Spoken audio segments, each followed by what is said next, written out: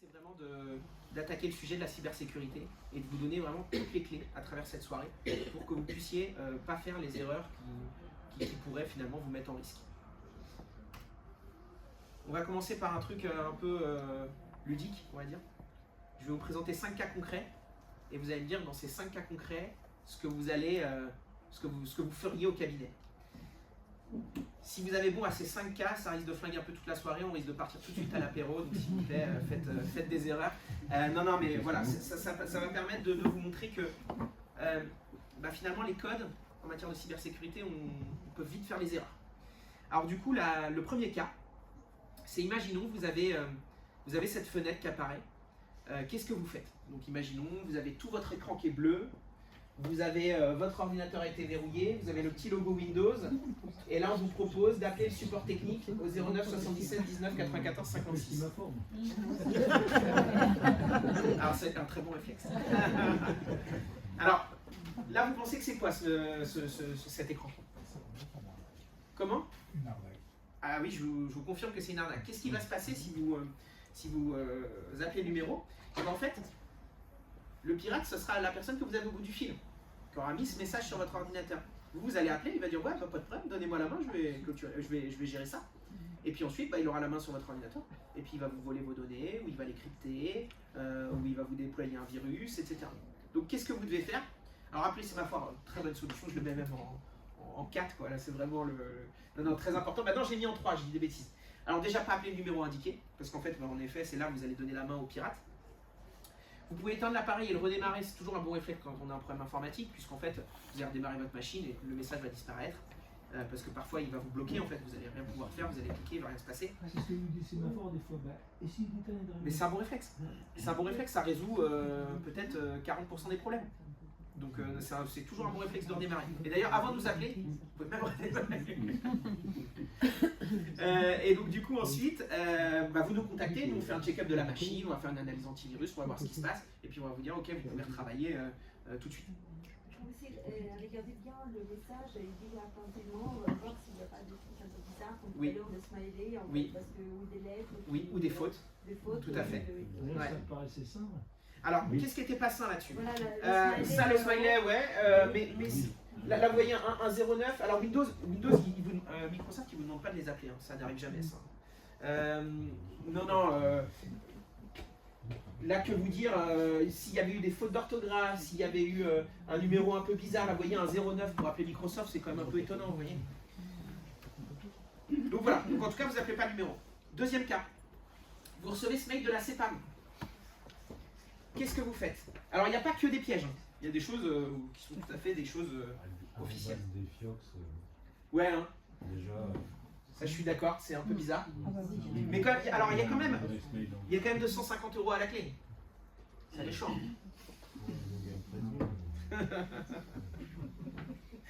Non, alors, en effet, c'est ce qu'on appelle en fait un mail de phishing. Le phishing, c'est quoi? C'est en fait, on va vous envoyer un faux mail. Vous allez cliquer sur un lien et puis on va collecter vos données parce qu'on va vous dire, du coup, pour avoir telle info, compléter le formulaire, etc. Là, vous allez donner de la donnée personnelle et après, c'est en ayant communiqué ces données personnelles-là qu'on va vous pirater. Donc ça, il faut être hyper vigilant par rapport à ça. Donc il faut surtout ne pas cliquer sur le lien qui est au niveau de la position 2 là. Et puis en fait on peut le voir assez vite que ce mail il est pas bon. Déjà on a l'assurance maladie normalement, hein, ne fait pas de faute d'orthographe dans les mails. Donc déjà on a des fautes d'orthographe dans ce mail.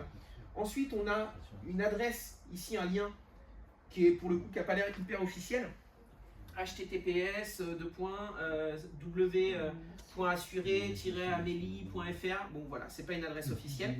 Et le troisième point, c'est surtout regarder l'émetteur. Vous voyez, le nom de domaine après l'arrobase, c'est des fiox, voilà. Donc c'est pas un mail officiel. Donc il faut toujours qu'il y ait une corrélation entre l'émetteur et puis le contenu du mail. Si c'est un truc où il y a marqué, je sais plus c'est quoi le nom de domaine de la CEPAM, c'est CEPAM- c'est quoi vos mails? Assurance maladie, là, après. Oui, assurance-maladie.fr. Voilà, donc si c'est pas ça, potentiellement ça veut dire qu'il y a un souci. Donc voilà, donc ça c'est un mail de phishing, il faut être hyper vigilant et j'en parlerai tout à l'heure.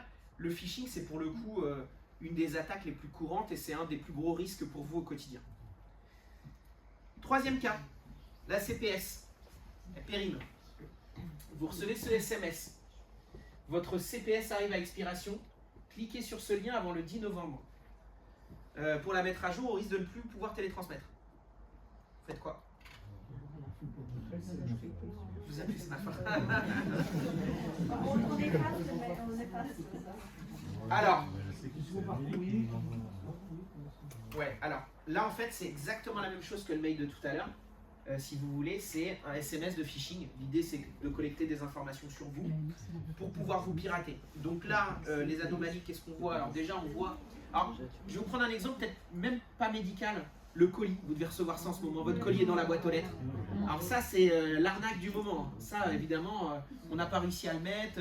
Cliquez ici, transmettez. Puis là vous êtes foutu. Vous faites pirater. Donc du coup là déjà premier indicateur, et c'est valable pour les colis aussi. Le petit numéro ici, 07 66 05 59 51. Normalement, ces mails d'information, ces SMS pardon d'information sont plus des 38 001, etc. C'est plus des numéros à 5 chiffres. Donc déjà, du coup, ce numéro, il est déjà un peu suspicieux. Deuxième point, on a encore des fautes d'orthographe. Cliquez et. Donc en effet, dans un SMS officiel, on n'a pas de faute. Donc il faut bien le relire, etc. Généralement, quand on essaye de vous menacer avec du phishing, on essaye de vous donner un caractère d'urgence pour que vous vous disiez vite, vite, faut que je clique, sinon je ne vais pas avoir ma CPS, je vais me retrouver à ne pas pouvoir télétransmettre. Donc souvent, on vous met un caractère d'urgence. Alors ma première soirée était le 7 novembre, donc j'avais mis le 10 novembre, mais là du coup, voilà, c'est juste, j'ai pas changé la date. Mais c'est comme si là, c'était le 29, quoi. Et là, vous dites, faut absolument que je réagisse, sinon plus de CPS, je vais faire comment, etc. Et donc du coup, souvent, on vous met la pression. Et ensuite, le troisième point, bah, le lien qui n'est pas officiel, puisque bah, cpsvital-santéfr.com, bah, c'est pas un nom de domaine qui est officiel. Je vais rebondir moi là-dessus en disant, Oui. mais vous pouvez même nous appeler nous Assurance Maladie parce que la date fin de votre CPS, on l'a nous. Oui. Autant c'est l'agence numérique en santé qui délivre les cartes CPS, et ils sont joignables facilement, c'est un numéro vert. Mais nous, on a aussi des données de votre carte CPS, donc pas hésiter non plus à nous appeler. Voilà, appelez la CEPAM. Et c'est pas fort. Alors, quatrième cas, l'une de ces fenêtres s'ouvre sur mon ordinateur, que dois-je faire? Comment? Bon, l'étendre est rallumé, mais je pense qu'il va se remettre quand même après. Il vous propose de supprimer. Alors, il vous propose quand même de supprimer les virus maintenant.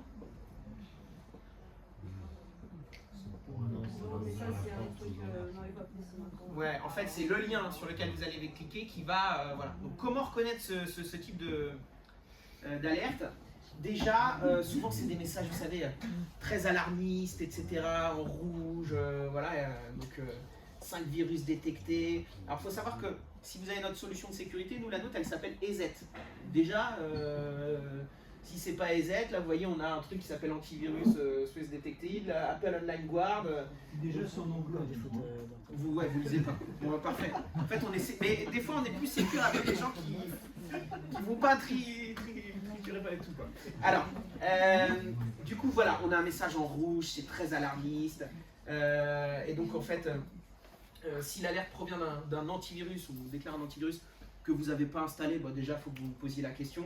Ensuite l'URL là ne correspond pas au site de l'antivirus mentionné. Vous voyez là il nous dit malware detected, Google, et là c'est appleonlineguard.com. Donc là c'est un peu bizarre. Et voilà, message en rouge vif, voilà. Qu'est-ce qui va se passer si vous cliquez? Bah, en fait, vous allez cliquer sur un lien qui va télécharger un virus.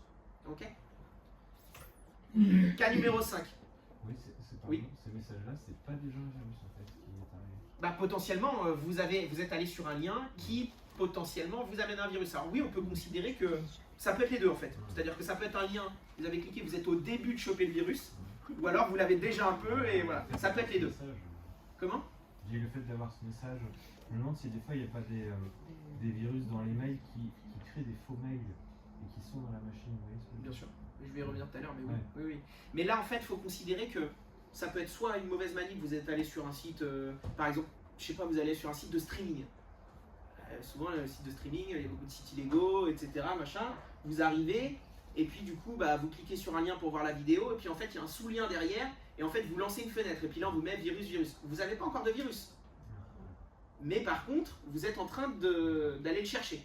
Mais on fait quoi si Vous fermez tout. On ferme tout. Vous fermez tout. Et on peut fermer parce que des fois, oui. Ah oui, bah au pire, au bouton, hein. Vous contrôlez Alt-Sup, vous faites arrêter les procès, enfin voilà, vous démarrez votre machine. Mais oui, en tout cas, il ne faut surtout pas cliquer dessus. Et pareil, je ne l'ai peut-être pas dit, mais ce qu'il faut là, dans ce cas-là, c'est vous éteignez votre ordinateur, vous le rallumez. Si vous avez le message encore, de toute façon, vous nous appelez et puis on dépanne. Et sur la petite croix, tout en haut, en fait, on ne peut pas cliquer là, en fait. Si, potentiellement, vous pouvez le fermer. Si, potentiellement. Ouais. Ouais. Après, chaque attaque est différente. Donc c'est là, je vous dis sur celui-là, mais en fait, moi j'ai pris des exemples, mais des fois, même la petite croix est finalement un lien pour télécharger quelque chose. Ouais. Mais est-ce qu'il y a un suivi? Parce que parfois, sur le téléphone portable, en fait, Oui. on reçoit des messages depuis 6 mois, par exemple, Orange sur votre téléphone a eu tel nombre de je sais pas quoi, donc il y a bloqué, par exemple, Ouais. Orange. Est-ce que sur notre ordinateur, est-ce que l'antivirus Peut vous dire, bien sûr, vous pouvez aller voir ce que fait l'antivirus. Ouais. Vous l'avez en fait en bas à droite de votre barre des tâches, vous pouvez aller voir ce que fait votre antivirus au quotidien. Et nous, aujourd'hui, il faut savoir que notre solution antivirus, elle est monitorée. Ça veut dire quoi? Ça veut dire qu'en fait, nous, on a un grand dashboard, un gros tableau avec tous nos clients de référencés dedans. Et du coup, si vous faites attaquer, on peut réagir en temps réel. Alors bien évidemment, on n'a pas accès à vos données, je vous rassure. Mais par contre, nous, on peut voir les attaques potentielles qui arrivent, etc. Ouais, ça, je veux savoir, mais- Bah nous, déjà, on a cette vue-là, et vous, sur votre antivirus, vous pouvez le voir. Très important ça. Cas numéro 5, je suis dans le train. À quel réseau Wi-Fi puis-je me connecter? Monique? Lequel? Monique, non? Ah, Monique, peut-être sympa. Peut-être sympa.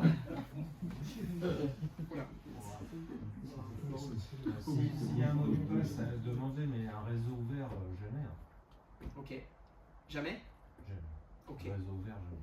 S'il n'y a pas de mot de passe qui demande, c'est sûr qu'on va se payer des trucs dans le parcours. Je suis d'accord. Je suis d'accord. Alors en fait, un réseau public, c'est pas un réseau sûr. C'est-à-dire qu'en fait, on ne se connecte pas au réseau public. Alors je vous donnerai quand même des astuces pour trouver, pour pouvoir justement naviguer, parce que j'avais une question sur Rennes il y a 4 mois où la personne elle me dit mais moi je vais souvent à l'étranger, comment je fais? Avec des réseaux publics, quand je vais à l'hôtel, quand je vais à l'aéroport, etc. Donc il y a des solutions pour ça, notamment les VPN, j'y reviendrai tout à l'heure. Mais de manière générale, il vaut mieux privilégier votre navigation 4G avec votre téléphone que de se connecter au Wi-Fi de la SNCF, du McDo, de votre hôtel ou d'une station de ski. Tout à fait, tout à fait. Il faut faire hyper gaffe. Alors pourquoi je dis rien quand même? SNCF officiel là, SNCF non officiel, iPhone de Charles, Monique, tous. SNCF officiel, c'est pas parce que ça marqué officiel que ça veut dire que ça l'est. Typiquement, moi, je peux créer un réseau là. Je mets SNCF officiel, vous vous connectez tous et je vous pirate tous. J'aurais dû même mettre un sémaphore officiel. Mais donc non, c'est... Et puis c'est hyper dangereux parce qu'en fait, il y a plein de gens qui s'y connectent, c'est pas du tout sécure, etc. Donc ça, il faut être hyper vigilant par rapport à ça. Les réseaux publics, c'est pas des réseaux sûrs. Votre 4G, c'est parfait. Si vous êtes avec votre ordinateur portable dans le train, eh bien, il vaut mieux mettre votre téléphone en partage de connexion. Vous vous connectez à Internet via le Wi-Fi qui est proposé par le téléphone. Mais si on fait partage de connexion, quelqu'un qui est juste à côté, il va partager avec moi en fait. Non, il va pas voir. Ah non, ça va être beaucoup plus sécure. Vous allez avoir en fait, vous allez créer un réseau Wi-Fi qui est le vôtre, dans lequel vous aurez votre mot de passe. Et ça va pas être un Wi-Fi public que vous allez mettre. Ça va être un Wi-Fi avec votre mot de passe. D'accord, il ne pourra pas se connecter Non. à mon ordinateur. Le risque zéro n'existe pas. Mais là, honnêtement, on est à des années-lumière en termes de risque de se connecter à un réseau public. Le pire, c'est ça. Juste une question, parce que nous, sur notre portable, on a accès à nos mails Oui. professionnels, par exemple, ça, c'est classique. Donc si quelqu'un, par exemple, ça m'arrive souvent, je suis en déplacement, je regarde mes mails professionnels du balcon. Oui. Et donc par exemple, imaginons que mon téléphone est pas piraté, moi je rentre au bureau, j'ouvre mon ordinateur, donc ça va être automatiquement piraté aussi. Non, il n'y a pas de lien. C'est pas parce que vous avez pas partagé votre réseau Wi-Fi. Non, ça. Voilà, non. c'est ça. Mais Ok. En tout cas, en effet, si vous consultez vos mails, en 4G via le téléphone, c'est très bien. Et si vous voulez les consulter sur votre ordinateur, partage de connexion et vous faites tout en 4G. Ou alors, vous avez un VPN. Mais ça, j'y reviendrai, je vous expliquerai ce que c'est après. Alors, pourquoi on fait cette soirée sur la cybersécurité? Parce qu'en fait, aujourd'hui, le contexte géopolitique, j'y reviens, mais parce que c'est très lié et vraiment tendu. Je pense que ça, tout le monde est au courant. Les cyberattaques, du coup, elles se multiplient pour le coup. Elles augmentent dans un contexte très complexe et les structures de santé, elles sont évidemment impactées. Alors, je pense que vous dites, oui, moi je suis tranquille, je ne suis pas une grosse structure, etc. Et en fait, on se rend compte que vous êtes des cibles privilégiées. Pourquoi? Parce que un hôpital, en fait, il est bien protégé. Alors, le risque zéro n'existe pas et on le voit que des hôpitaux se font cyberattaquer. forcément c'est relayé dans les médias, donc vous en entendez parler, mais des professionnels de santé lambda, on en entend peut-être moins parler, mais en réalité il y en a qui se font pirater. Donc il faut être hyper vigilant par rapport à ça, parce qu'en fait vous êtes en risque autant qu'un hôpital. Et en fait les conséquences elles sont les mêmes, parce qu'en fait demain, je vais vous donner l'exemple de la cyberattaque type, qui est le CryptoLocker. Le CryptoLocker c'est quoi? C'est un petit logiciel, il va venir crypter vos données, il va tout crypter, et puis ensuite il va vous demander une rançon. Oui, mais comment il peut savoir, en fait, Que vous êtes médecin? Oui, voilà. Alors déjà des fois il sait pas, c'est-à-dire qu'en fait il a crypté vos données, il sait même pas qui vous êtes.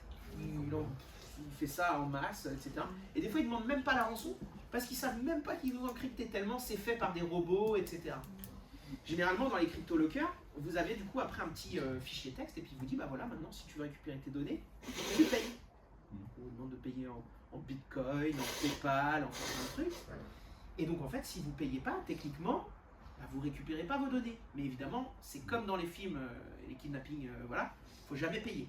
Faut toujours appeler la police, c'est nous, et on voit ce qu'on peut faire. Non, mais grosso modo, dans ce contexte-là, il faut avoir une bonne sauvegarde.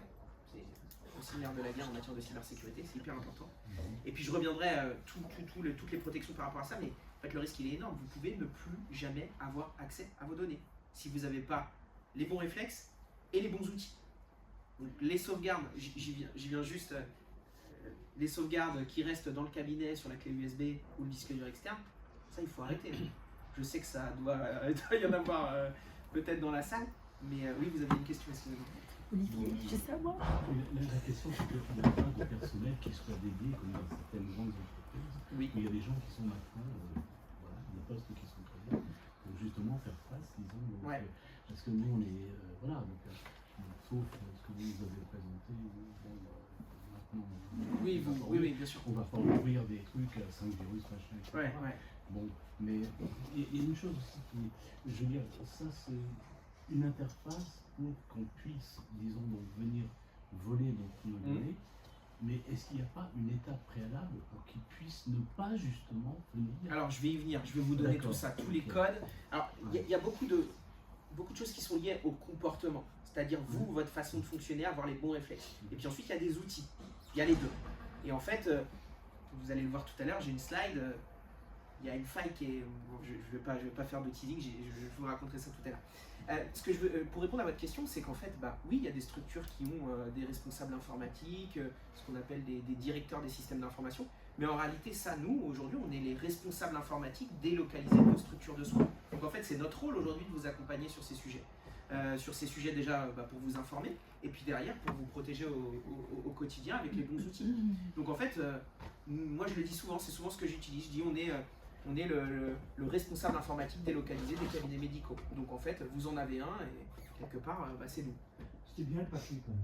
Ouais, hein. Mais vous savez, on peut se faire cambrioler et se faire voler toutes ces fiches aussi. Hein. Oui, c'est sûr. Mais j'espère qu'on n'en est pas là quand même. On va pas revenir sur ces sujets quand même. Par contre, pourquoi c'est pas une bonne idée d'avoir une clé USB ou un lecteur pour sauvegarder s'il n'est pas connecté au moment où l'intrusion se fait? Il n'y a pas de risque que oui. le Alors, dispositif soit contaminé. moi j'ai un problème dans la sauvegarde, j'ai un sujet, c'est la faille humaine. C'est-à-dire que le disque dur et la clé USB que vous laissez brancher à votre serveur, si votre cabinet il crame, parce qu'il y a eu un incendie, vous perdez tout. Et quelque part, malheureusement, nous en tant que prestataire, on est tributaire que vous soyez hyper vigilant sur votre sauvegarde. Alors évidemment, le grand perdant, ce sera vous si jamais vous avez laissé votre disque dur branché. Mais par capillarité, nous on sera dit, il y a un de nos clients qui a perdu des données. Donc en fait, je disais juste que la clé USB ou le disque dur qu'on laisse dans le cabinet et qu'on ne prend pas avec soi chaque soir pour l'emmener en dehors de la structure, ça que vous ayez un cambriolage ou éventuellement entre guillemets un incendie, du coup vous les perdez. Et s'il est branché en plus au serveur et que vous faites attaquer pendant la nuit, le virus il va aller partout. Hein. Il va venir se connecter un petit peu partout. Et c'est pour ça que j'aime bien moi la notion de sauvegarde externalisée. La première chose, je suis désolé de ce que je vais dire, c'est parce que le médecin sort du process de sauvegarde et du coup je suis sûr qu'il n'y a pas une erreur humaine d'un oubli ou d'un truc, et que nous on monitore beaucoup plus facilement les bonnes sauvegardes, les sauvegardes qui se font bien, etc. Et dès qu'il y a une anomalie, on le voit. Et au-delà de ça, ce que fait la sauvegarde externalisée, c'est qu'elle fait ce qu'on appelle de la rétention. C'est-à-dire qu'en fait, elle va par exemple faire de la rétention sur 45 jours. Ça veut dire qu'on va avoir 45 jours de données saines. Donc imaginons le virus, il a mis 10 jours à vous encrypter. On va pouvoir revenir, vous allez perdre les 10 derniers jours, mais par contre on va pouvoir revenir au 11e jour où les données étaient encore bonnes. Donc voilà l'intérêt voilà. Maintenant la sauvegarde sur disque dur, la sauvegarde sur clé USB, je ne suis pas contre, à partir du moment où en fait vous avez ce réflexe de sortir les supports et d'en avoir plusieurs. D'avoir ça en doublon, ça pose pas de problème. Ah bah non. Ça va pas... oui, enfin... Non, et après il y a encore un sujet, c'est les disques durs que vous prenez avec vous, mais sur des données qui ne pourraient potentiellement ne pas être cryptées. Ça veut dire qu'est-ce qui va se passer? Vous partez avec votre disque dur, c'est pas crypté, vous le paumez, et puis en fait vous n'êtes pas fait cyberattaquer par internet, mais au final le résultat sera le même. Ces données externalisées, ça va dans le cloud, ça va où ça? Oui, ça va dans le Qu'est-ce qu'il y a cloud. qui protège assurément, disons, ces Il n'y a données rien qui vous externalisées? protège assurément. Rien. Ah oui. Rien n'existe d'assuré. Assurer, ce serait vous mentir, il n'y a rien. Par contre, entre le risque, c'est des facteurs exponentiels, c'est-à-dire que demain, vous n'avez pas d'antivirus, pas de sauvegarde, voilà, vous êtes hyper fragile. Par contre, si demain vous avez une sauvegarde externalisée avec une solution antivirus et un pare-feu, le risque il est quand même relativement faible que vous fassiez vous attaquer en tant que cabinet médical. Donc en fait, il y a des outils pour ça et surtout des bons réflexes. Moi, ça m'est arrivé en fait de perdre un document, mais je me suis souvenu exactement quand je l'avais, donc du coup j'ai appelé. Et en fait, comme c'est sur iCloud, ils ont mis pas très longtemps, mais ils l'ont retrouvé. Je ne sais pas comment ils l'ont retrouvé, mais c'était bien parce que c'est un document très important. L'importance de la sauvegarde. Et après, je ne me suis pas mis la pression, j'ai appelé, donc ouais, elle a été retrouvée. Et puis j'ai pas continué à fouiller. Donc vous l'aviez supprimé, vous l'avez retrouvé voilà, sur iCloud. oui, c'est ça, oui. Bah parce qu'en fait, Oui, iCloud a aussi de la rétention. Il a même supprimé, parce que je supprime aussi, parce que moi j'ai eu une formation, en fait, même tout ce qu'on supprime dans la corbeille, il faut le supprimer aussi, en fait. Ouais. Et donc, du coup, il était supprimé vraiment. Oui, vous l'aviez, ouais. Mais oui, mais parce qu'en fait, iCloud, c'est quoi? C'est une sauvegarde. Donc quand je vous parlais de rétention, bah, on a une rétention aussi sur iCloud. C'est pour ça qu'ils ont pu vous retrouver le document. Donc c'est un risque à prendre au sérieux, c'est vraiment quelque chose que vous devez rendre prioritaire au sein du cabinet, de vous mettre en conformité avec les bonnes pratiques et les bonnes règles en matière de cyber. Je parle rapidement des impacts, et puis ensuite je vais vous donner toutes les clés. Voilà. Bon, conséquences financières, déjà le coût de récupération d'une rançon, la perte de revenus que ça va générer parce que en fait, vous allez pas pouvoir travailler, vous serez à l'aveugle, enfin c'est juste colossal.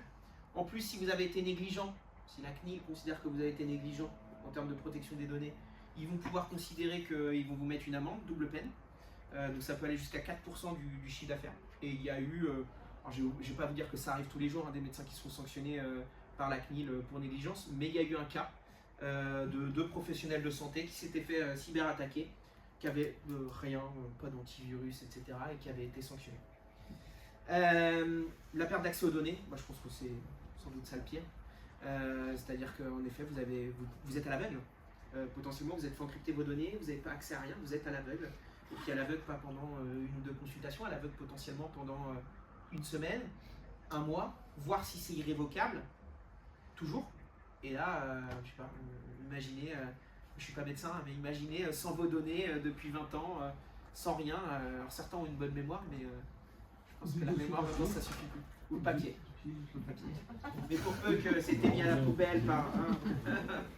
Alors c'est une atteinte à la réputation. Alors en effet, vous aurez peut-être pas la chance si vous faites cyberattaquer d'être dans un journal national. Mais un local, à mon avis, c'est fort possible. Donc voilà, c'est les hôpitaux qui sont dans les journaux nationaux pour une cyberattaque. Mais en effet, voilà, un médecin qui se fait cyberattaquer, en effet, parfois c'est relayé dans la presse. Et évidemment, non seulement pour vos patients, en termes de réputation, c'est pas top. Pour vos médecins correspondants, pas sûr que ce soit top non plus. Donc en effet, pour la réputation, c'est pas foufou. Je pense que la patientèle peut se retourner contre le médecin mais bien et sûr. porter plainte. Oui. Bien sûr, après vous encourez plein de risques juridiques. Après, il y a pareil, si vous faites cyberattaquer demain, il y a une procédure à suivre pour essayer justement de tout faire dans les règles pour ne pas arriver à ce genre de situation. Ils sont où ces gens-là? Alors il y en a en France, il y en a en Chine, il y en a en Russie, il y en a aux États-Unis, il y en a partout. Ça arrive de partout. Alors les attaques russes à un moment donné c'était ça c'est encore Russie, Chine, c'est c'est les plus actifs. Et donc c'est une atteinte à la confidentialité des données. Donc évidemment, après vos dossiers patients, les résultats d'analyse, etc., ce sera open bar. Donc ça se vend très cher à savoir sur le dark web, les données médicales. Et je vais vous expliquer pourquoi. Alors déjà, est-ce que tout le monde sait ce que c'est que le dark web ou pas du tout? Alors le dark web, c'est le web, l'internet du délinquant. On va pouvoir trouver sur le dark web une Kalachnikov, des organes, et aussi parmi tout ça, des données médicales. Et pourquoi ça a de la valeur les données médicales? Parce qu'en fait, une fois que ces données elles ont été récupérées, c'est très utile pour justement venir faire du phishing ou du spear phishing, c'est-à-dire du phishing très ciblé, pour ce que je parlais tout à l'heure par rapport au mail. Imaginons le patient a des grosses pathologies, on lui dit vos résultats d'analyse, vous venez de les recevoir. Donc lui, il sait que le patient a un dossier médical lourd, il envoie les analyses en rapport avec sa pathologie. Le patient, il veut ses résultats, il clique. Et donc après, on va lui dire ouais, mais avant de récupérer, tape tes coordonnées, j'en sais rien, tes coordonnées bancaires, je dis n'importe quoi là, c'est un peu simpliste, mais voilà. Et puis il va taper.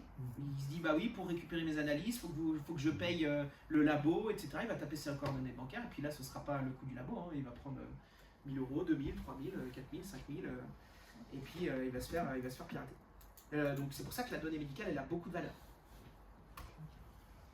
Qu'est-ce qui se passe? Je vous le souhaite pas. Si vous faites cyberattaquer, déjà vous devez déclarer dans les 72 heures l'information à la CNIL. Vous devez, alors ça je crois que c'est le pire, prévenir les patients en cas de fuite.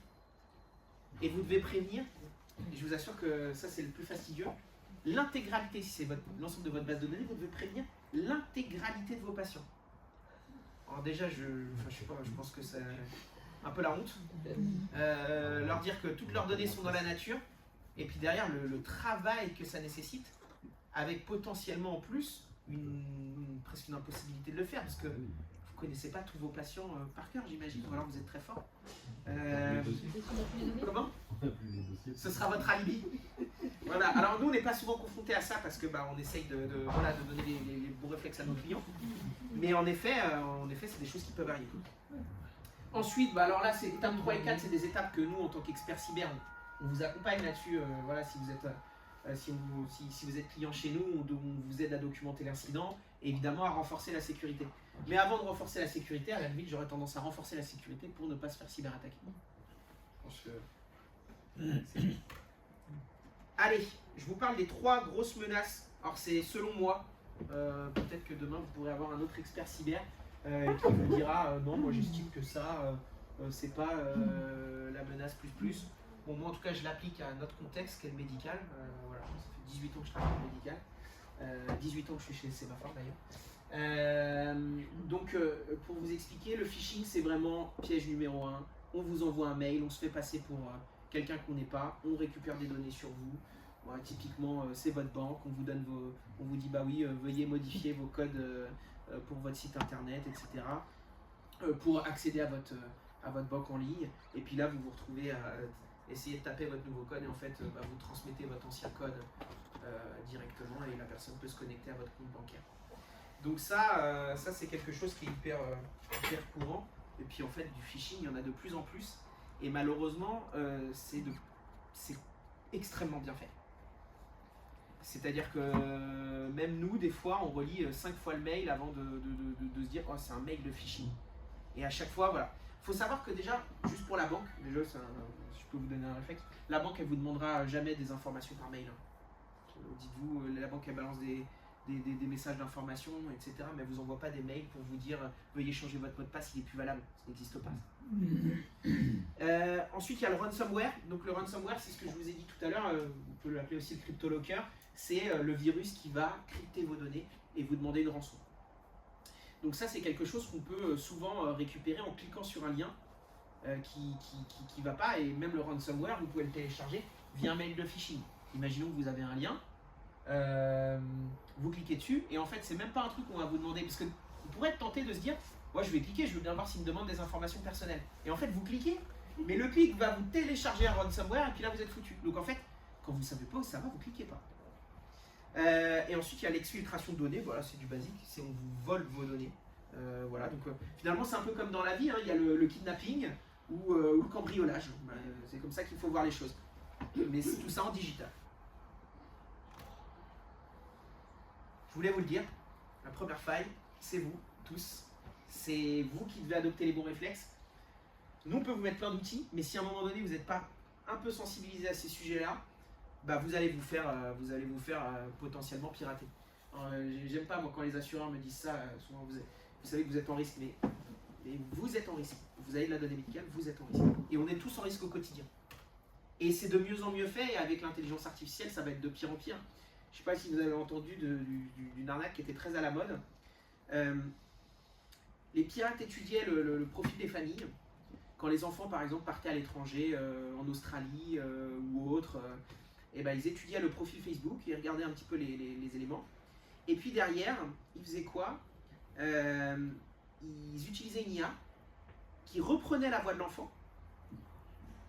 Ils appelaient « Papa, maman, je suis dans la merde, je me suis fait arrêter par les flics, j'ai besoin que tu m'envoies de l'argent pour payer la rançon, etc. » Le parent, il écoute le truc, c'est la voix de son gamin, il est sûr du truc, et les mecs payaient, quoi. Et ça, c'est une arnaque. Et ça va être de pire en pire, parce que malheureusement, bah, avec, je sais pas si vous l'avez vu dans vos navigations, hein, quand vous êtes sur les réseaux, bah, une vidéo sur deux, c'est un crocodile qui mange un dinosaure, ou un truc comme ça, le truc est tellement bien fait, vous dites « Ah ouais, enfin... » Là, il faut juste faire parler les enfants. Oui, mais c'est ça, il faut questionner, en fait, faut être vigilant, faut être méfiant. C'est comme ouvrir la porte à un inconnu, quoi. On a des enquêtes par téléphone où finalement, voilà, c'est une enquête. Oui. Donc on commence à vous poser une question, vous dites ça ne m'intéresse pas, et en fait finalement, disons il y a un temps de mort, et hop, ça repart en boucle. Ouais. C'est de l'intelligence artificielle. Alors là, c'est même, non, là c'est des robots, mais pas intelligence artificielle, c'est du robot qui redémarre. Ouais. Non, l'intelligence artificielle, ça va beaucoup plus loin. C'est en gros, vous êtes avec un robot, mais qui est une personne, entre guillemets, vous avez le sentiment que c'est une personne comme vous et moi. Et demain, je ne sais pas si vous avez vu, mais demain, c'est là où est le risque, notamment d'un point de vue géopolitique. On est capable de faire une vidéo de Macron qui dit j'envoie une bombe nucléaire sur la Russie. Ou sur les États-Unis, ou voilà, ou Poutine, Trump qui dit je vais balancer une bombe sur l'Europe. Et vous aurez l'impression que c'est vrai. Donc c'est encore de plus en plus risqué. Ou alors, il y a une arnaque récente, je ne sais pas si vous avez entendu parler de ça, de la personne qui pensait qu'elle allait se marier avec Brad Pitt. Vous avez entendu parler de cette histoire? Non. Et donc voilà, alors là il n'y avait pas l'intelligence artificielle, juste un peu de naïveté, mais beaucoup. On appelle ça l'arnaque au sentiment, mais voilà, enfin je veux dire, il y a plein de choses. Bon allez, j'enchaîne. Choisissez vos mots de passe et vos identifiants avec soin. Alors, vos mots de passe, moi je l'ai vu, hein, je vais un peu moins sur le terrain, mais j'ai vu plein de choses. J'ai vu le post-it sur le clavier, sous le clavier, le code porteur sur l'écran, le bloc-notes à côté du bureau, le bloc-notes sur le bureau de l'ordinateur où il y a marqué mot de passe en gros. J'en ai vu, mais voilà, j'ai tout vu, je pense. Et encore, je pense que Étienne et Olivier aussi. Voilà, donc évidemment, un identifiant et un mot de passe pour chaque utilisateur. Pourquoi? Bah parce qu'aujourd'hui, vous ne donnez pas votre code de carte bancaire, j'imagine, à votre secrétaire ou à vos collègues. Et ben, un mot de passe, c'est pareil. Avec un mot de passe, on peut faire plein de choses, et surtout que je pense que certains d'entre vous ont un mot de passe qu'ils aiment bien et qu'ils utilisent pour tous les outils. Et ça, c'est tout ce qu'il ne faut pas faire, puisque si vous vous faites pirater sur un site, et bah du coup, c'est parti, compte bancaire, machin, parce que vous avez un seul mot de passe. Donc il faut non seulement un mot de passe différent pour chaque utilisateur, ça je pense que c'est pas le cas dans tous les cabinets, un mot de passe complexe respectant les recommandations de la CNIL. Alors là, accrochez-vous, les recommandations de la CNIL, c'est 12 caractères, voilà, comprenant des majuscules, des minuscules, des chiffres et des caractères spéciaux. Voilà, c'est ce qu'il faut si vous voulez être protégé. Et donc il faut qu'il soit différent entre chaque site et logiciel, et surtout stocké dans un espace sûr. Alors à votre avis, c'est quoi un espace sûr? Comment? Ouais, bah oui, alors ça c'est sûr, mais après, si vous utilisez 15 outils, Ouais, plus tous les patients, les trucs, les machins, les infos que vous devez avoir, c'est fort. J'ai un carnet de mots de passe que j'ai caché. Voilà, faut le cacher. Non, c'est pas top. Le mieux, c'est le coffre-fort numérique, ce qu'on appelle le gestionnaire de mots de passe. Moi, je fonctionne comme ça. Alors déjà, juste pour revenir pour la sauvegarde, moi j'ai trois sauvegardes. Alors, on peut ceinturer bretelles. Parce qu'en fait, j'avais fait une fausse manip une fois, j'avais un système de sauvegarde. Et au moment de la naissance de mon deuxième gamin, j'avais filmé la rencontre de mes 2 enfants. J'ai fait tomber mon téléphone dans l'eau, j'ai perdu ça, j'ai perdu 10 jours parce que le bug de ma sauvegarde a duré 10 jours. Mais c'était suffisant pour me vacciner, donc j'ai 3 systèmes différents. Donc juste pour vous donner un exemple, que la sauvegarde, c'est ce qu'il y a de fondamental parce qu'on perd des choses des fois qui sont pro et des fois des trucs perso et qu'on n'a pas envie de perdre. Et au-delà de ça, moi j'ai un gestionnaire de mots de passe, donc je connais un seul mot de passe qui est très complexe. Et derrière, mon gestionnaire gère tout. Ça veut dire qu'en gros, je ne m'embête pas à saisir mes mots de passe à chaque fois. Et je suis aussi en double authentification avec mon gestionnaire de mots de passe. Ça veut dire qu'à chaque fois que je fais une manip ici, il me demande mon... Voilà. Alors, je veux pas faire le... Voilà, je l'ai que depuis 6 mois. Mais aujourd'hui, je suis très bien protégé. Vous avez un nom là de gestionnaire de mots de passe? Moi, j'utilise celui d'Apple. Par exemple, Ah sur oui. ceux qui sont sur iOS, c'est un gestionnaire de mots de passe qui est fiable. Alors après, il y en a plein. Je pourrais vous donner plein de noms. Il y a LastPass, il y a celui de Google qui, pour le coup, je dirais est un peu moins sécurisé, mais c'est important d'avoir ce genre d'outil. Et tant qu'à faire avec la double authentification. Double authentification, c'est vous êtes sur un périphérique, on vous demande, voilà, le risque qu'on vous ait volé les deux en même temps, il est moindre. Je vous montre juste ça, je la trouve hyper intéressante cette illustration. Si vos mots de passe c'est ça, c'est-à-dire 4 chiffres, n'importe quel pirate avec un outil, mais vraiment basique, a votre mot de passe tout de suite. Il n'a rien à faire. Il essaye, il le trouve. Et ça veut dire que, et là il n'a pas besoin de vous pirater. Hein. Il a juste besoin d'avoir votre mail. Et à partir du moment où il a votre mail, et ben en fait il va mettre son logiciel dessus et il va récupérer le mot de passe instantanément. Si vous allez sur 4 caractères avec des chiffres, des majuscules, 4 caractères c'est pas assez, c'est pour ça que vous voyez que maintenant tous les sites vous demandent un minimum de caractères. Et si on respecte les recommandations de la CNIL, 12 avec un symbole, un chiffre, une lettre, une minuscule, une majuscule, on est à 34 000 ans. Donc on a de quoi voir venir. Voilà. Sauf si on sera peut-être des robots d'ici là, mais en tout cas normalement on se sera protégé. Mais du coup vous voyez que déjà sans respecter les recommandations de la CNIL, on peut considérer qu'en faisant du 12 caractères, allez, même du 10 caractères, non, 11 caractères avec ces critères-là, on est à 400 ans. Donc là on est protégé. Voilà, je trouve que cette illustration est assez parlante. En bon réflexe, c'est très important. Je pense que je vais devoir un petit peu accélérer.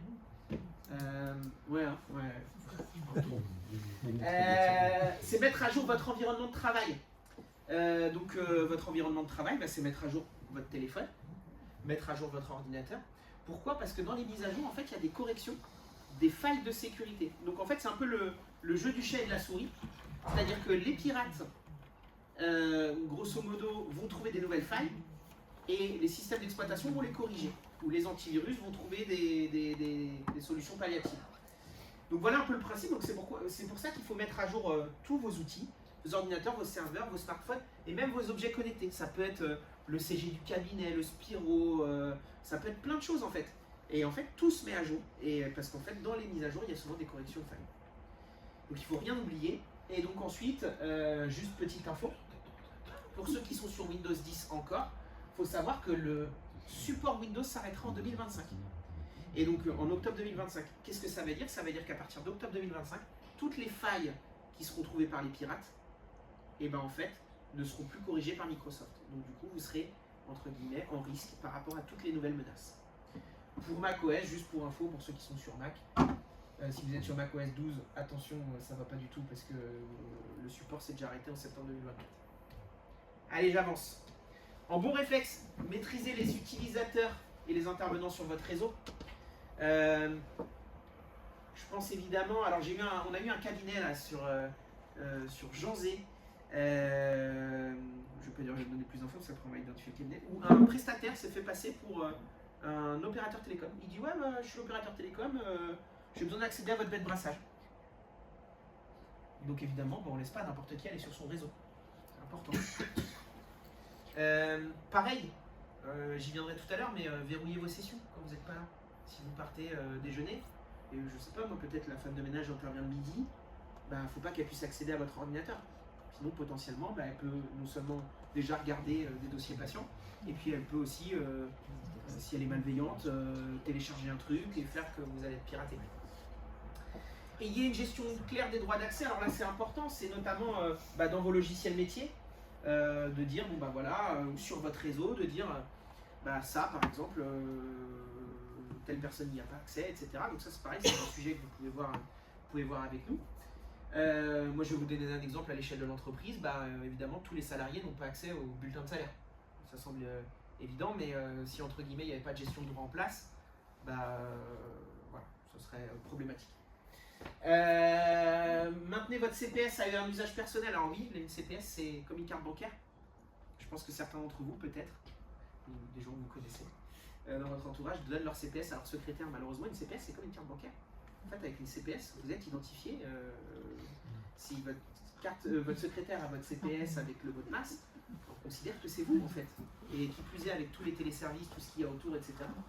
Il y a une carte, je le rappelle, qui s'appelle la CPE, la carte professionnelle d'établissement, et qui permet à votre secrétaire de pouvoir faire des feuilles de soins électroniques si besoin, et de pouvoir faire un certain nombre de choses, mais avec sa propre carte à elle. Voilà.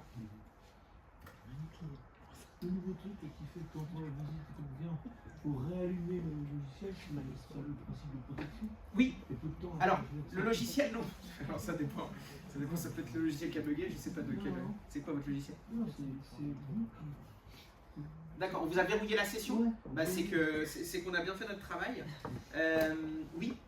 En fait, l'idée c'est que bah, moi par exemple, quand je pars du bureau, systématiquement je ferme ma session.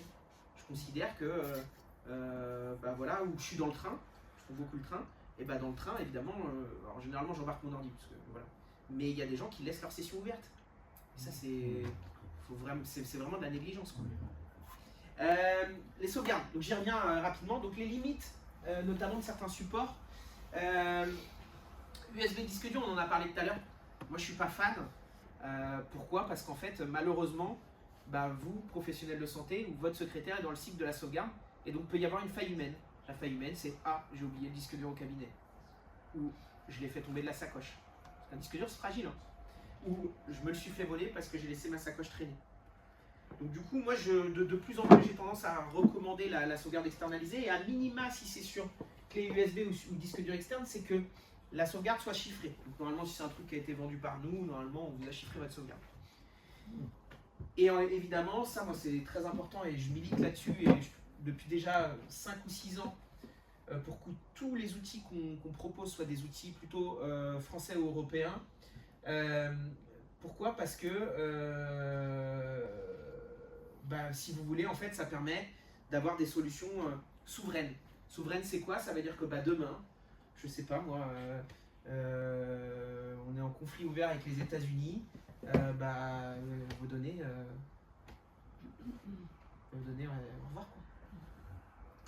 Et on dit souvent, juste une remarque, on dit souvent, quand entre guillemets, on a les tuyaux ou les data centers, on dit souvent que bah, si vous avez les data centers ou les tuyaux c'est les câbles, hein, bah, vous avez les données. Donc voilà pourquoi on bosse beaucoup avec des solutions françaises ou européennes. Vous vouliez poser une question? Ouais. Oui, concernant la sauvegarde externalisée. Oui. S'il y a par exemple un serveur et 4 postes, Oui. disons, il faut que finalement cette sauvegarde, disons, donc soit sur chaque poste, Non. ou est-ce que sur le serveur ça suffit? Exactement. En fait, on sauvegarde même pas tout le serveur, on sauvegarde la base de données et les documents externes associés. Donc en fait, il y a une volumétrie, par exemple pour un cabinet de 4-5 médecins, on va être aux alentours de 50 gigas. Et donc en fait, ces 50 gigas vont venir se sauvegarder du coup sur un premier data center, donc un premier lieu. Et ensuite, un autre data center, ça va être dupliqué sur un autre data center. Donc vos données seront à 3 endroits, dans votre cabinet, sur un premier site et sur un autre site encore. Et à la limite, vous pouvez même cumuler ça, parce que c'est pas l'un et l'autre, hein. Ça peut être en effet ceinture et bretelle, avec une sauvegarde sur un NAS ou sur un disque dur ou sur une clé USB.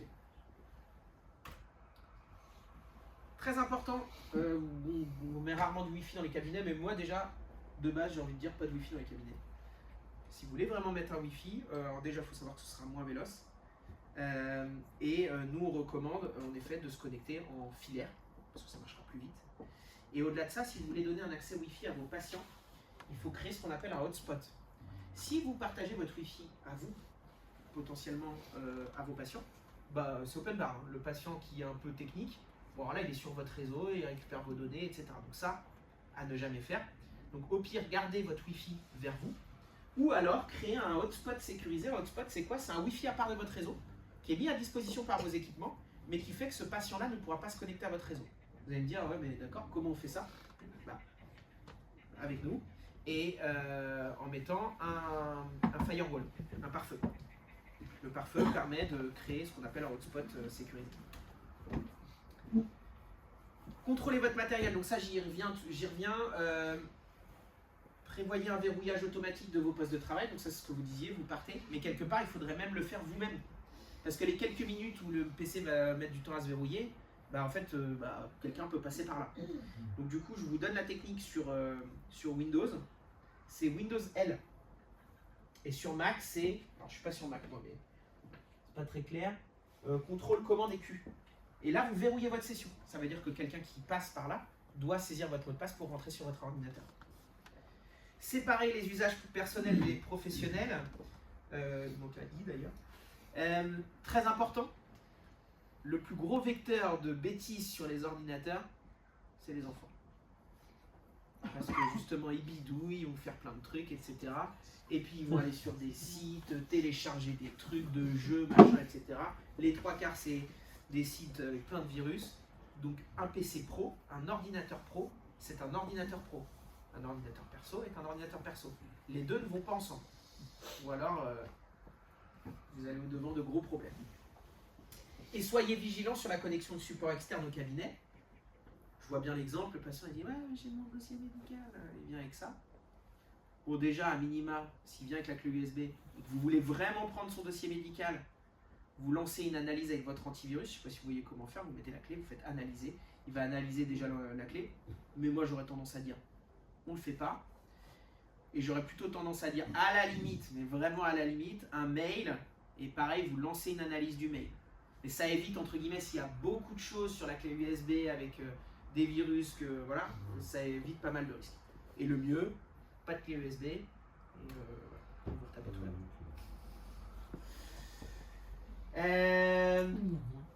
Chiffrez vos appareils mobiles, très important. Moi, mon téléphone, par exemple, il est chiffré. Demain, on me le vole, personne ne pourra récupérer mes données. Mon ordinateur portable, il est chiffré. Si on me le vole demain, personne, même quelqu'un qui a un outil pour, entre guillemets, débloquer les mots de passe, ne pourra récupérer mes données. Donc ça, c'est important, c'est chiffrer vos appareils mobiles. On peut le faire avec des solutions antivirus. C'est généralement une option, mais en tout cas, c'est faisable. Et donc, du coup, si demain, vous faites voler votre ordinateur portable, vous ne perdez pas vos données. Vous ne perdez pas. On ne récupère pas vos données. Pardon. 91. J'ai une question. 91. À votre avis, ça veut dire c'est quoi? Ouais, c'est un département. Oui. Et c'est lequel d'ailleurs? Seine-Saint-Denis? Non, non, c'est 93. Haute-Seine. Bon, peu importe. C'est pas ça ma question. Non, bah alors je vous dis 91, c'est 91% des cyberattaques démarrent par un mail. Donc déjà avec une bonne gestion des mails, on se protège un petit peu. Donc c'est ce que je disais, les bouts de code. J'avance parce que sinon on va être à la bourre. Vérifiez la cohérence entre l'expéditeur présumé et le contenu du message. Si vous avez un message avec les logos de la CEPAM et que c'est michel@gmail.com qui vous l'a envoyé, c'est bizarre. N'ouvrez pas les pièces jointes d'expéditeurs inconnus ou dont le format vous paraît incohérent. Donc voilà, tout simplement, vous voyez que le mail il est bizarre, vous ne cliquez pas sur les pièces jointes, vous ne cliquez pas sur les liens, parce qu'en fait, en cliquant, vous pouvez télécharger quelque chose. D'ailleurs, pour savoir où va un lien, vous pouvez passer la souris dessus, il va vous mettre vous savez, une petite fenêtre d'indicateur où il va aller. Et si vous voyez que c'est marqué CPAM sur le lien, mais qu'en cliquant dessus, il y a marqué une adresse compliquée, bah là pareil, vous pouvez vous dire, il y a un problème. Alors ça, s'il vous plaît, et c'est valable sur Facebook, sur les réseaux sociaux, sur tout ce que vous utilisez, les Facebook va fermer, machin, si vous n'envoyez pas ça à 20 de vos contacts, etc. C'est faux ça, hein, voilà, ça n'existe pas. En fait, qu'est-ce que veulent les gens à faire ça? Ils veulent juste récupérer des comptes ou des mails. Donc quand vous transférez du genre le truc, oui, on a une cyberattaque, ça a été relayé chez BFM, etc. Et que vous l'envoyez à tous vos copains, et bien en fait vous exposez tous vos copains à une potentielle cyberattaque, puisque la base de la cyberattaque c'est le mail, et du coup ils collectent des mails. Et souvent ils utilisent, vous allez voir, ils sont toujours tournés de la même façon. C'est passé sur BFM. C'est passé sur BFM, c'est que c'est vrai. Et non, enfin c'est ce que les gens veulent faire croire.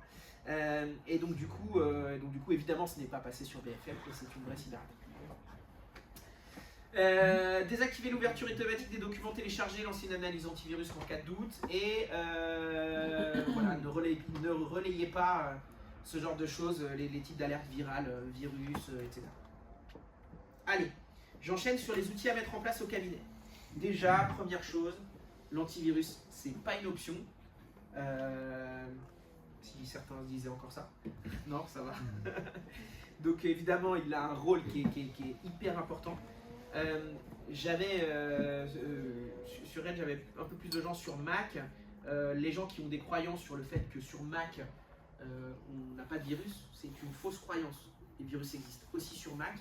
C'est juste qu'en fait, comme Windows est un système d'exploitation qui est beaucoup plus déployé dans le monde en fait, et bah du coup il est beaucoup plus exposé aux cyberattaques parce qu'il y a plus de pirates à essayer d'exploiter des failles Windows. Et c'est vrai que évidemment aussi macOS est un système d'exploitation qui est bien fait et qui a peut-être moins de failles, mais il n'y a pas de failles. Important sur le choix de votre antivirus. Alors sur ceux qui sont chez nous, on a ESET, qui est une solution européenne, qui est un des leaders mondiaux de protection antivirus. Déjà, ce que je voulais dire par rapport à ça, c'est que les antivirus, ils ne se valent pas tous. S'il y a des antivirus payants et des antivirus gratuits, c'est qu'il y a une raison. Aujourd'hui, un antivirus gratuit, c'est plutôt faible en termes de protection. Un antivirus payant, comme nous, on vous fournit, aujourd'hui, c'est un antivirus qui est monitoré. Monitoré, ça veut dire quoi? Ça veut dire qu'en temps réel, on voit ce qui se passe. Si vous subissez une cyberattaque, et on est en capacité de réagir et de contrer la menace. On est capable aussi de mener des actions globales en fonction des actualités pour aller déployer tel ou tel paramétrage, etc. de façon massive sur l'ensemble de notre parc. Donc évidemment, les antivirus monitorés aujourd'hui, c'est la base de la cybersécurité dans le monde professionnel.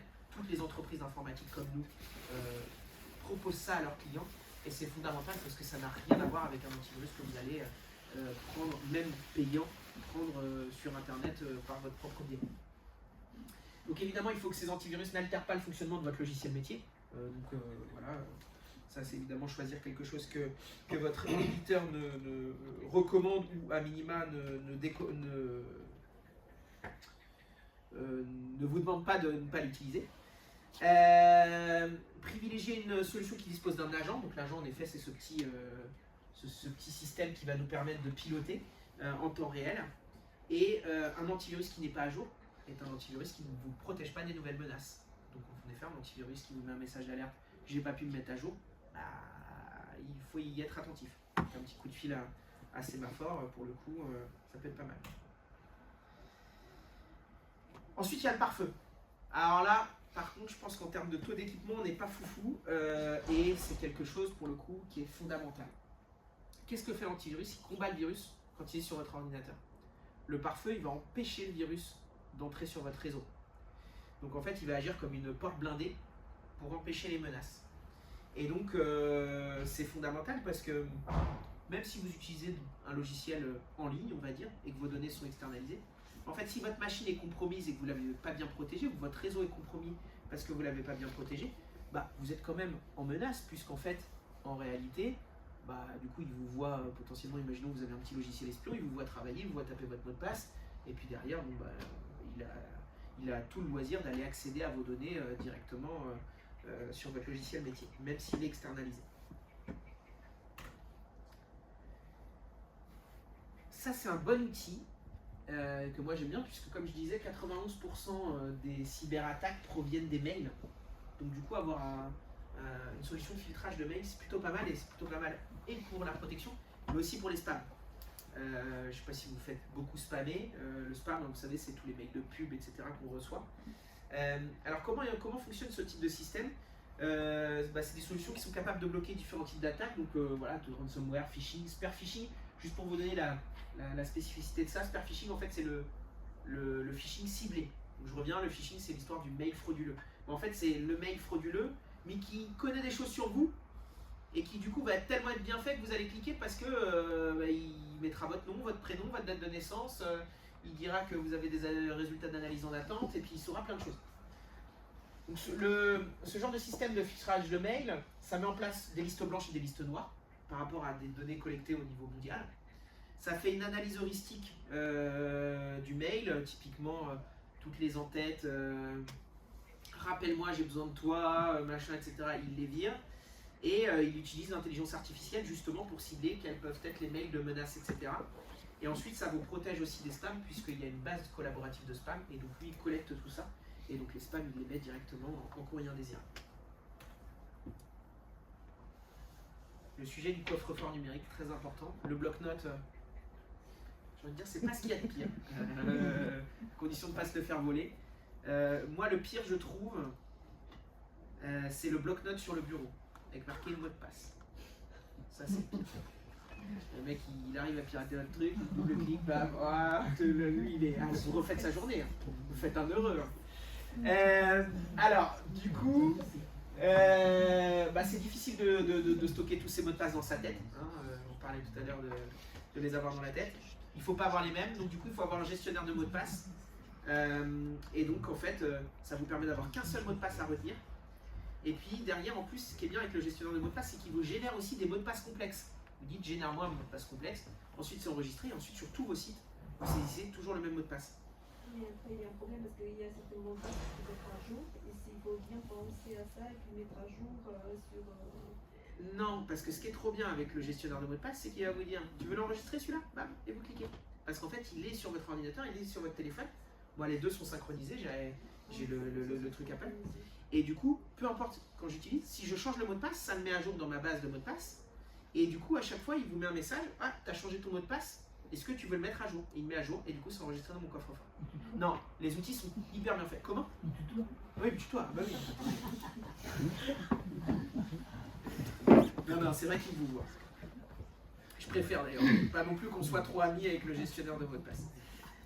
Et ce qui est bien aussi, bon, ça c'est un petit peu la cerise sur le gâteau, c'est qu'il surveille la présence de vos mots de passe et il vous dit, lui je l'ai vu sur le dark web, donc vous savez le fameux internet des méchants, des délinquants, et donc du coup, il faut que tu le changes. Voilà, donc très important ça. Je reviens sur les limites de la sauvegarde, mais c'est vrai que c'est un petit peu redondant avec la slide d'avant. Moi, ce qui me dérange en effet avec le support USB, action de sauvegarde manuelle, fragilité, obsolescence, vous pouvez la perdre. Et dans ce cas-là, c'est open bar pareil pour vos données. Le NAS, je ne sais pas si vous voyez ce que c'est, mais c'est le petit serveur à côté qui peut faire des sauvegardes. Bon, ça, incendie ou vol, bon, on vous pique tout, ou tout brûle et puis vous perdez tout. Donc évidemment, c'est un peu limite. Et pour moi, le mieux, c'est une sauvegarde externalisée. Alors vous avez une obligation pour la sauvegarde externalisée, c'est que ce soit dans un environnement certifié HDS. HDS, c'est hébergeur de données de santé. C'est une obligation, puisque en fait, si vous ne faites pas ça, là, les 4% de la CNIL dont on parlait tout à l'heure, là, c'est une faute énorme. Donc vous vous mettez en porte-à-faux vis-à-vis de la loi. Donc évidemment, dans un environnement sécurisé, automatique, et surtout supervisé par une équipe. Voilà, en l'occurrence, tant qu'à faire. Je ne vais pas parler des autres.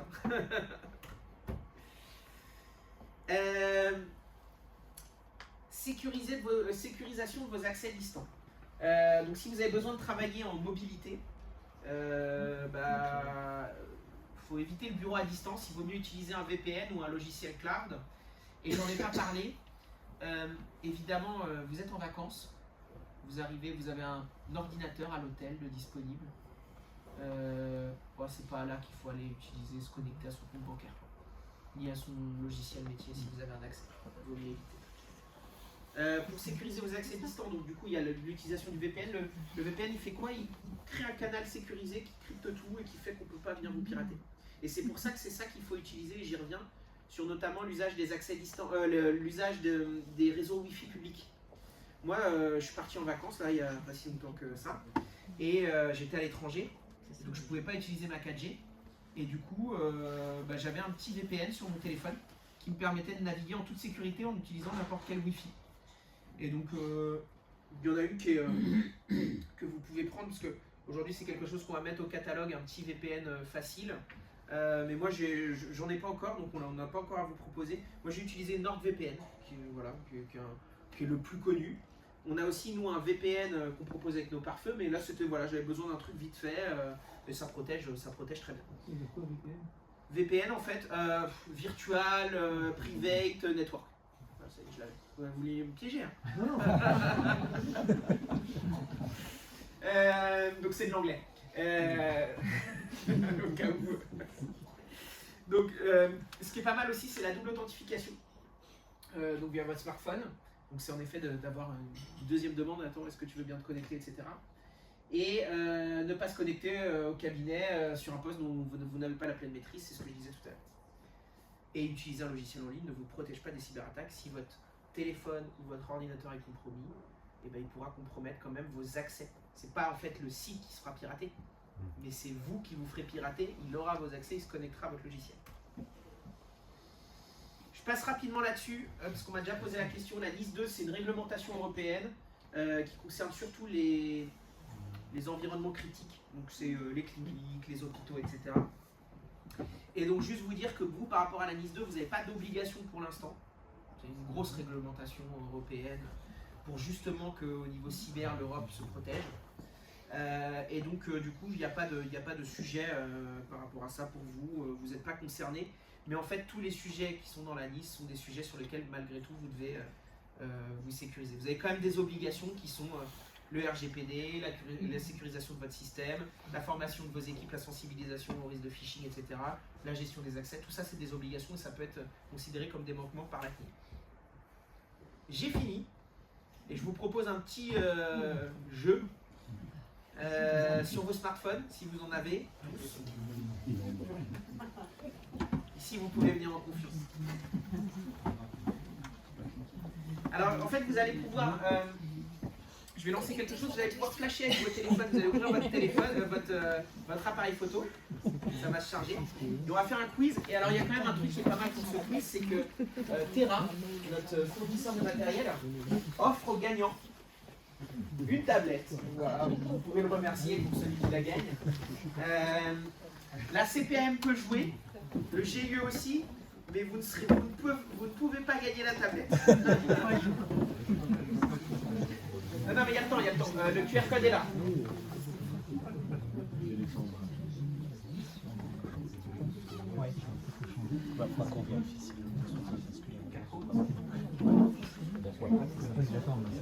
C'est beaucoup utilisé dans les écoles maintenant, cet outil-là. Donc si vous avez des grands enfants au collège ou au lycée... Alors du coup, AB Service ne peut pas gagner la tablette non plus.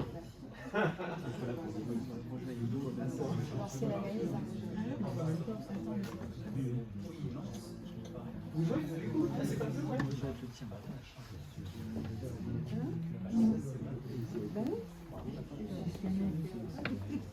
Bon, de toute façon, on savait qu'on allait pas parler. Ça va, hein? C'est pas si pire, on a dit 21h15. Ça sera 21h30. C'est photo?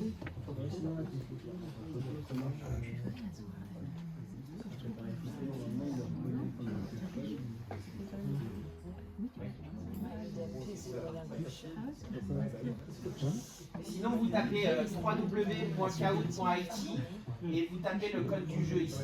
Si vous n'arrivez pas à flasher. Vous voulez que je grossisse un peu le QR? C'est ça que je ne sais pas pourquoi il ne le met pas en plus grand. Voilà, je vais zoomer un petit peu. Non, vous voyez, il va me le sortir, donc on va remettre, parce qu'après j'ai peur que mon quiz ne marche pas. excusez-moi. Et comme ça, entre médecins, vous pouvez échanger les je passe aucune patient.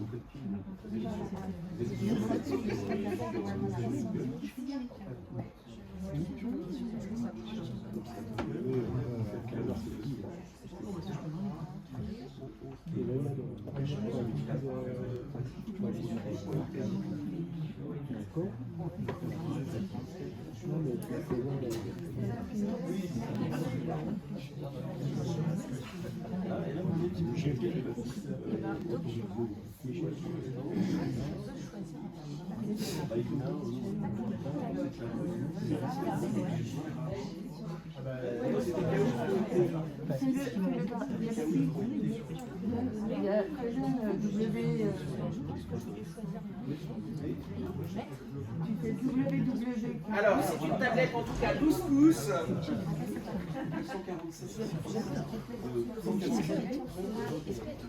Sur mon espace santé, vous savez quelle est la volumétrie que vous pouvez mettre en document? Parce qu'en fait, on parlait de remettre un dossier médical. Est-ce que quelqu'un veut participer à besoin d'aide? On a la possibilité d'aller choisir un fichier de quand le patient, l'assuré. Comme ça, je le mets ici, quand j'y vais, il le récupère. Et comme ça, c'est sécurisé. Mais du coup, la question que je posais, c'était... Comme vous voulez, vous flashez avec votre téléphone, ou sinon vous tapez www.k.it et ensuite vous allez arriver sur le site, il va vous demander un code et vous tapez le code du jeu. Le patient avec votre navigateur. Le médecin récupère par ce biais-là un numérique. Attendez, il y a Olivier qui est là. Ah oui, parce qu'il est Olivier. Et Olivier Etienne, vous pouvez filer un coup de main au docteur Goujon? Il n'arrive pas à se connecter. Moi, j'arrive pas. Vous n'arrivez pas aussi? Non,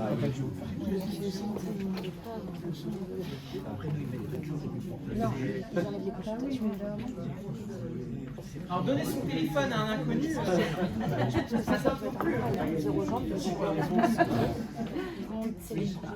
Alors là, vous mettez juste votre nom et vous faites... Vous voulez que je flash? Pour vous?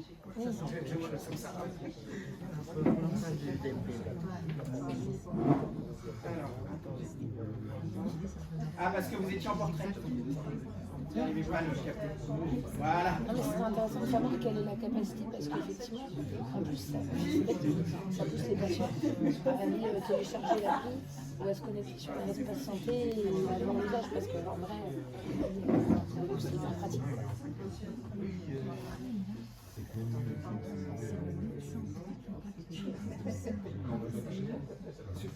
Je les donne au patient et le patient vient le mettre sur son espace santé et le récupère comme le médecin directement. Il est dépendant dans le décider du patient. Donc là, vous avez juste à taper votre nom et vous faites OK, c'est parti.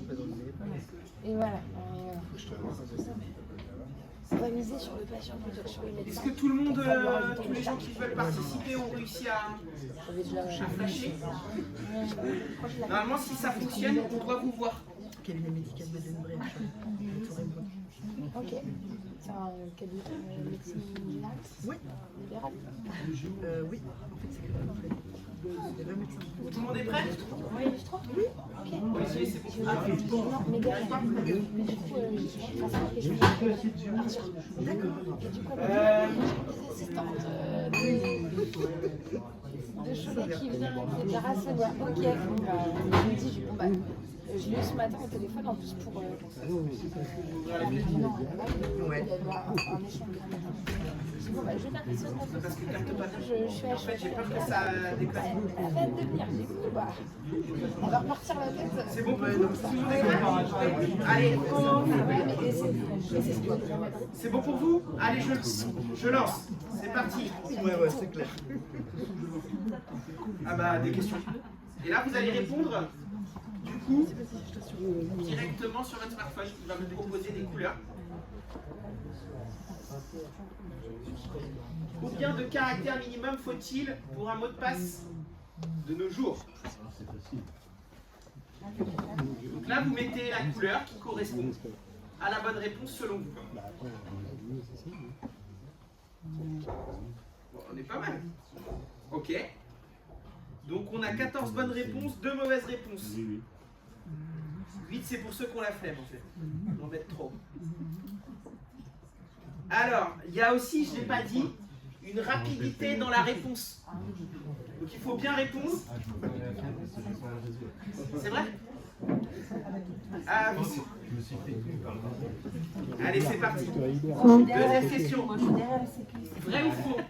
Je veux brancher n'importe quelle clé USB sur mon ordinateur sans rien craindre. Je peux, pardon. Vrai ou faux? Waouh, vous êtes fort. Franchement, moi je suis fier. Allez, troisième question. En quoi consiste le phishing?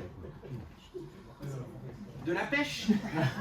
Non, c'est Piéger un individu avec un mail? Pirater les données d'un individu? Un nouveau type de sécurité en informatique? Il reste 8 secondes.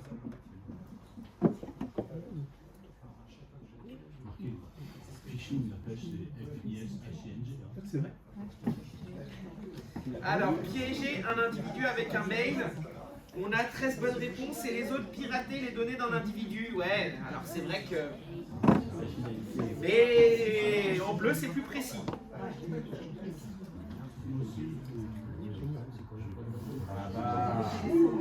Alors, Docteur Hibert, c'est vous, ok. Et on remonte. MC Ponche, c'est vous, d'accord, ok. Et Kakou, ok. Allez, c'est parti, on enchaîne. Et Vini, du coup? Le pseudo Vini, ok. Bon, allez, c'est parti, il y a de quoi remonter là. Vous êtes tous assez proches. Je pense que c'est que des bonnes réponses là. Et sinon, 3 places de gagner, je joue à le plus grimper. Faut-il mettre à jour régulièrement son ordinateur ainsi que ses logiciels?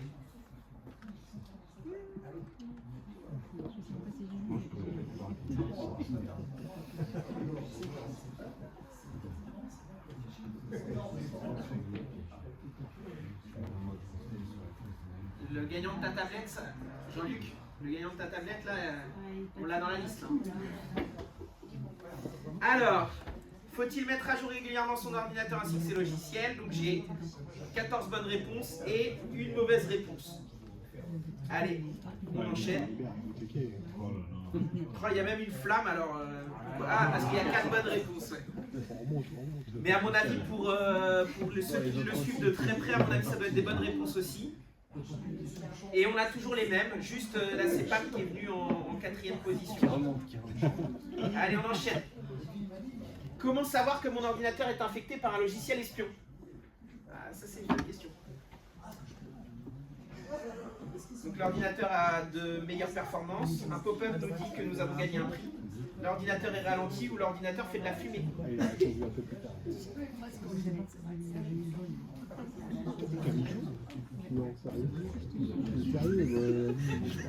Regarde.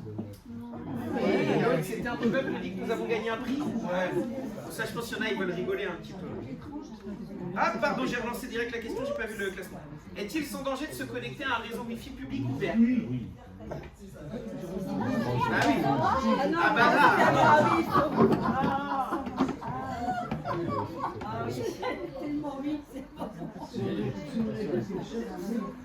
Ah bah là, là si vous avez écouté, normalement vous avez...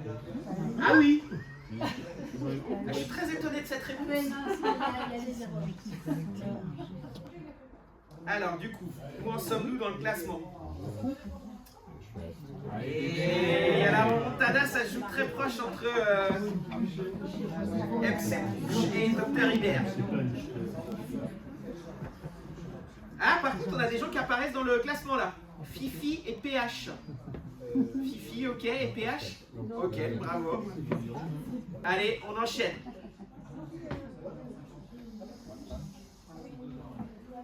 C'est à la fin qu'il faut gagner de toute façon. Qu'est-ce qu'une attaque par brute force? Alors là, j'en ai pas parlé. Non. C'est la question subsidiaire. J'aurais dû. C'est ma faute. Du coup, comme j'en ai pas parlé, tablette pour tout. Oh, je pleure. Non, tournez à la limite. Non, c'est la rouge. Alors, on essaie des millions de combinaisons jusqu'à obtenir la bonne. Ouais, je suis désolé, j'en ai pas parlé. C'était bien la rouge. C'est la rouge. Ouais.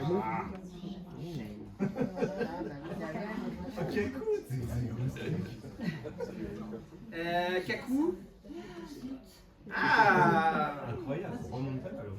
Alors par contre, est-ce qu'il y en a un qui copie sur l'autre? Non. Vous êtes tous les deux en tête du classement. Ouais. Sinon je vous sépare. Je me suis gouré, moi. Ah oui, mince. Allez, c'est parti, on enchaîne. Quel est l'intérêt de crypter ces données?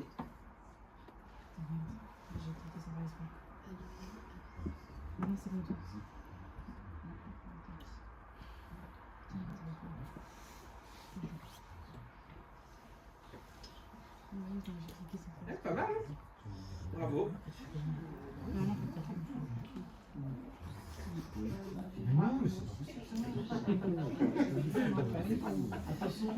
Alors, Sophie est de retour avec un combo de 3 bonnes réponses. Et on a à peu près les mêmes. Là. Allez, vrai ou faux? Faut-il appeler le numéro proposé par un faux support technique? Même moi, j'arrive à répondre.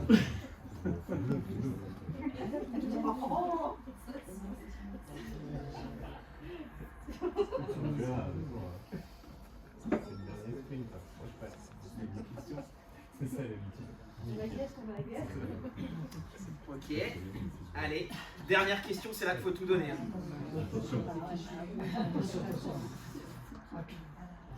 Ouais, c'est serré. Hein. Allez, c'est parti, vous êtes prêts? Go. Dernière question. Qu'est-ce qu'un cheval de Troie? Et j'en ai pas parlé.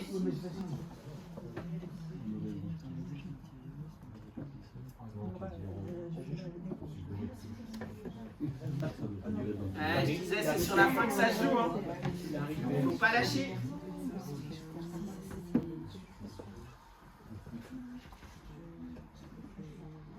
Alors, un type de virus. Et on va voir le grand gagnant.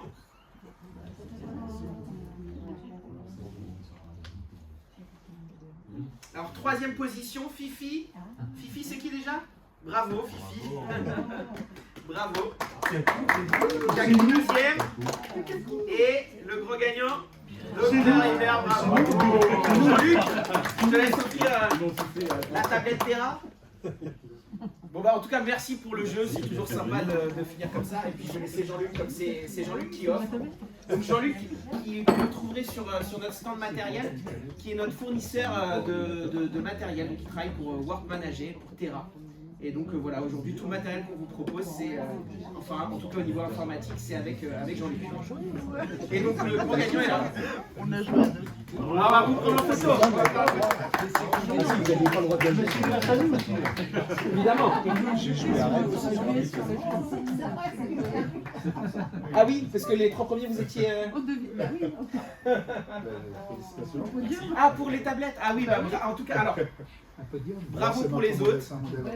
Et je vais vous offrir un petit lot de consolation. Ce sera moins bien qu'une tablette. Non, du champagne. Eh ben du champagne. Les USB? Oui, bien sûr. Oui, sans problème le faire. Allez, juste en finish, je voulais vous dire qu'on est là pour vous accompagner, donc comme ce soir pour vous entraîner, pour vous auditer. Voilà, aujourd'hui, on peut venir dans vos cabinets, faire le tour du cabinet et voir un petit peu ce qui se passe. C'est quelque chose qui est totalement compris, on va dire, dans vos contrats de maintenance et de toute façon offert pour tous les professionnels de santé. Et on vous forme, donc ça veut dire qu'on peut faire dans vos MSP, dans vos cabinets médicaux, etc. On peut venir, et ces formations en plus elles peuvent être prises en charge puisque aujourd'hui on est référencé Calliope. Donc on est agréé organisme de formation. Et donc du coup on peut vous accompagner sur ces sujets-là sans surcoût. Alors après, l'audit évidemment à un moment donné va aussi déterminer ce qui vous manque. Et peut-être que là par contre il y aura des investissements à faire sur certains sujets.